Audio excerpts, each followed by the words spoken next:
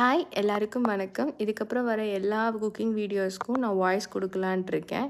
So இன்றைக்கி நம்ம masala Maggi எப்படி பண்ணணுன்ட்டு பார்க்கலாமா? அதுக்கு ஒரு பேனில் ஆயில் ஊற்றிட்டு சீரகம், அப்புறம் ஃபைனாக சாப் பண்ண ஆனியன், சால்ட் போட்டுட்டு நல்லா சாட்டே பண்ணிக்கோங்க.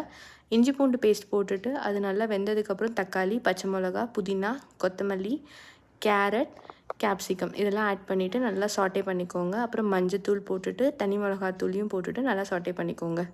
அது நல்லா வேகணும். வெந்ததுக்கப்புறம் வீட்டில் அரைச்சி இந்த கரம் மசாலாவை ஆட் பண்ணிக்கோங்க. குட்டியோண்டு பட்டர் போட்டுட்டு க்ளோஸ் பண்ணி குக் பண்ணி எடுத்துக்கோங்க. ஒரு மேகி பாக்கெட்டுக்கு 1 டம்ளர் தண்ணின்ட்டு கணக்குக்கு நான் 4 டம்ளர்ஸ் ஊற்றிருக்கேன். அதில் கொஞ்சோண்டு பெப்பரையும் போட்டுட்டு ஸ்டர் பண்ணிக்கோங்க. அதுக்கப்புறம் மேகி டேஸ்ட் மேக்கரையும் ஆட் பண்ணிவிட்டு அது பாயில் ஆக வர ஸ்டேஜில் முட்டையை ஆட் பண்ணிக்கோங்க. அப்புறம் மேகிஸையும் நம்ம லைனாக ஆட் பண்ண ஆரம்பிச்சிடலாம்.